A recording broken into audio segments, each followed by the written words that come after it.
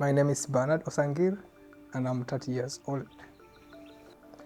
Currently, I'm working as a statistical and data management lead at University of Antwerp in one of the Ebola vaccine trial project in Congo, which wants to check the effectiveness and the efficacy, safety of the Ebola vaccine trial. I come from the Teso North of Busia County, that's in the western part of Kenya. Kenya is a beautiful country because we have been brought up in a good social environment, and also with a diverse culture of people. So I think I can say Kenya is a good country and anybody can actually come and visit Kenya. So to me, we are proud to be welcoming, social, and it's also a safe country. So yes. Growing up in Kenya is different depending on where you are, for example, where you're coming from. But to me, it was more like a game of chance because it was not clear of how tomorrow may seem. So if I look deep from my early years, it was really difficult to, for example, get money to pay the school fees and stuff like this, and also getting food, for example, it was really tricky. So you have to depend on farming, which, for example, if you don't have things like fertilizer to be able to get to yield enough enough yield for the family, it was really challenging. But I can say having a good support system within the family, we were able to grow and reach at this level. And for me also, getting, for example, the education system, getting the education since I was in primary to high school to the university, it was depending on really low income that my mother gets from, for example, selling some of the stuff from the house. But I can say that anyway, that came with its own benefit because it makes you relentless and be able to search for what you really want in future. So to me, I can say it was bad, but with good benefits. Studying in Kenya, I can say Kenya has good education system, although it's more theoretical. But for only few courses, we have courses like medicine, pharmacy, and so many others which are more practical. But specifically to my course, which was mathematics and computer science, especially in mathematics, it was more theoretical, and but computer science, there's also practical aspect. So that bit of a theoretical background, for example, in mathematics and also like in statistics, you only have theories and you don't have the link between what you're actually doing in class and what is required outside. That's the bit that I can say is what is there, but it's actually evolving for now. So I relocated in Belgium in 2018, and my motivation was to study biostatistics and to be able to really use my knowledge to understand the data that we get from this trial. And that when I found an opportunity, a scholarship opportunity by VLIR, this was the main reason why I decided to come and to do my master's in statistics and data science. So having staying in Belgium for about 4 years now, I have had very good experiences and also its own challenges. One of the main challenge for me having stayed here for this time is language. If you cannot speak Dutch, for example, and you don't have that passion to learn Dutch or French, it's really challenging. And to me, to be able to actually integrate with the society was to learn this language. It's not easy, but I'm trying my best. Another challenge is time.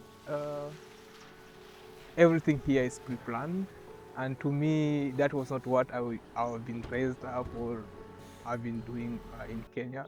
We do everything anytime, but here everything is pre-planned, and if you are not able to do time management, where you might lose a lot. For example, you might miss your trains, you can get late to classes and stuff like this. Belgian people are reserved people, so for you to be able to make friends, you really need to push yourself beyond your own comfort zone. So you have to go to places where you can meet really people and be able to talk. They are interesting people, but for you to break that barrier and get to know them, you also have to be interested, for example, in their way of life. And you cannot just get this anywhere. You have to, for example, go to parties, go to dinners, go to any social gathering. And for this, you'll be able to meet people, make friends. Otherwise, if you don't do this, also for your health, it can really affect you mentally. Depression is real, and if you don't meet people, then I mean, it will be really difficult for you. And that's what I learned when I came here, and that's one of my experience. So, but there are also good benefits that I've experienced here. One of the benefits is the education system.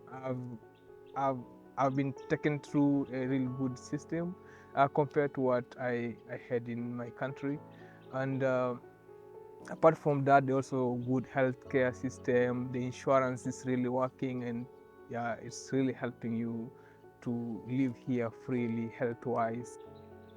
With regards to relocation or staying in Belgium, initially when I came here, staying in Belgium and living here was one of my interest. But I think at the moment, after staying here for all this time, I think I can easily work from anywhere, and I think it will be important that the knowledge that I've acquired here, I can also take it back to my country, Kenya, and it is difficult to say really where you really want to be, because with now that there's COVID which came and shaped the whole system, we can work from anywhere. So I think I'll either go to Kenya, but anything can change in future. My biggest vision is being in a team of experts with which we can really take our knowledge and skills, because from the education system and from the knowledge that we've acquired here in Belgium, I think it will be really important to go and fill. We cannot really fill all the gap, but being part of the gap, being part of the team that is going to bridge at least the gap between, for example, the healthcare system and the data that's all there and nobody's using, and we can really be this team of experts. I know so many friends of mine who have studied the same program. We can come together and push, for example, for supporting the government and staying, for example, in the healthcare system, being there as part of like epidemiologists, statisticians, and so on. So I think my vision is to see a group of statisticians, epidemiologists coming together to bridge this gap. For that kid in Kenya, especially, for example, in my village where I come from, I don't come from a rich family. I come to that typical Kenyan family. What I can say is it is possible. You don't need to know somebody to reach somewhere. If you have your goals and you are working really on it, you can go to any level that you want. And I can say, for example, my advice for you is try to live outside your comfort zone. Try learn like technical courses, which will open the ways for you. You don't need to know somebody for you to reach somewhere. It will be the course, for example, the education that you receive, which will take you places. So do not lose hope. Everything is possible.